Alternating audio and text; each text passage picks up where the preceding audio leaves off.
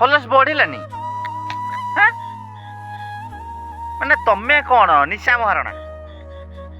ଯେମିତି ଭିଡ଼ିଓରେ ପୋଷ୍ଟ କରିଦେଲେ ମୋର ଭାଇରାଲ ହେଇଯିବ।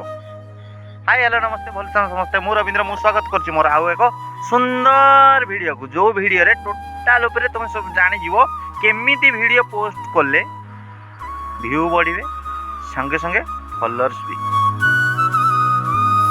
ତେଣୁ ଭିଡ଼ିଓଟି ଶେଷ ପର୍ଯ୍ୟନ୍ତ ଦେଖନ୍ତୁ। ଟିକେ ଯଦି ମିସ୍ କରିଦେବେ ନା ଟୋଟାଲ ବୁଝିପାରିବେନି, କାରଣ ଯେଉଁଠି ମିସ୍ କରିବେ ସେଇଠି ଇସ୍କ ଥିବ। ବୁଝିଲେ ନା?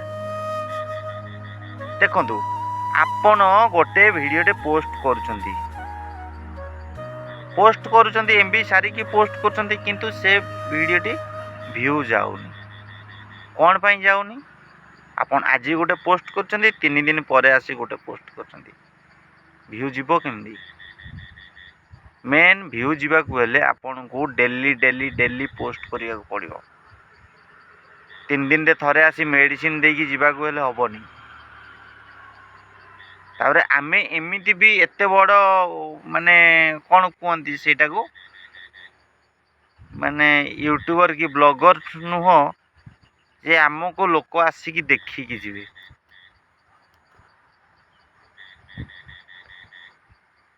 ତମେ ଯାଅ ଯେକୌଣସି ଗୋଟେ ଛପରି ଗୋଟେ ପକେଇଦେବ, ଲଙ୍ଗଳା ହେଇକି ଡ୍ୟାନ୍ସ ଗୋଟେ ପକେଇଦେବ, ଲୋକ ଡଙ୍ଗି ଦେଖିବେ। 500 ଲୋକ 5000 ସେୟାର ଥିବ, ତମ ଭିଡ଼ିଓ କିଏ ସେୟାର କରିବ?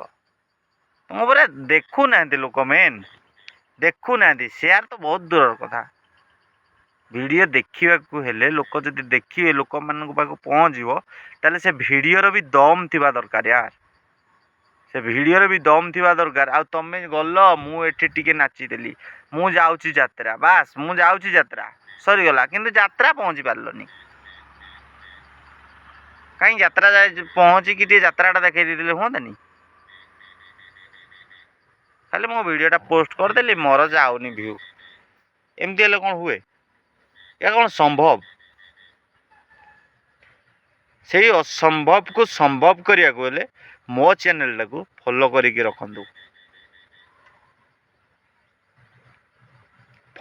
ରଖନ୍ତୁ। ସେଇ ଜିନିଷ ବି ବହୁତ ଜଲ୍ଦି ସମ୍ଭବ ହେବ। କାଲିକୁ ଆଉ ଗୋଟେ ସୁନ୍ଦର ଭିଡ଼ିଓ ନେଇକି ଆସୁଛି, ଯେଉଁଥିରେ ଟୋଟାଲ ଉପରେ କେମିତି ଫଲୋ ବଢ଼ିବେ, କେମିତି ଭିୟୁ ବଢ଼ିବ, ସେଟିଂଠୁ ନେଇକି ସବୁ ଥିବ ସେ ଭିତରେ।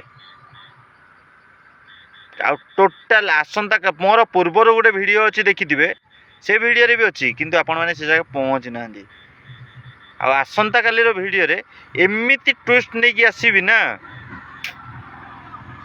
ଅଲଗା ଲେବୁଲର। ଭିଡ଼ିଓଟାକୁ ଫଲୋ କରିକି ରଖନ୍ତୁ। ଭିଡ଼ିଓ ଅପଲୋଡ଼ ହେଲା ମାତ୍ରେ ଆପଣଙ୍କ ପାଖରେ ଯାଇ ପହଞ୍ଚିବ, ଆଉ ଆପଣ ଦେଖିବେ। ନଚେତ୍ ଆପଣଙ୍କ ଉପରେ ନିର୍ଭର। ବାଇ।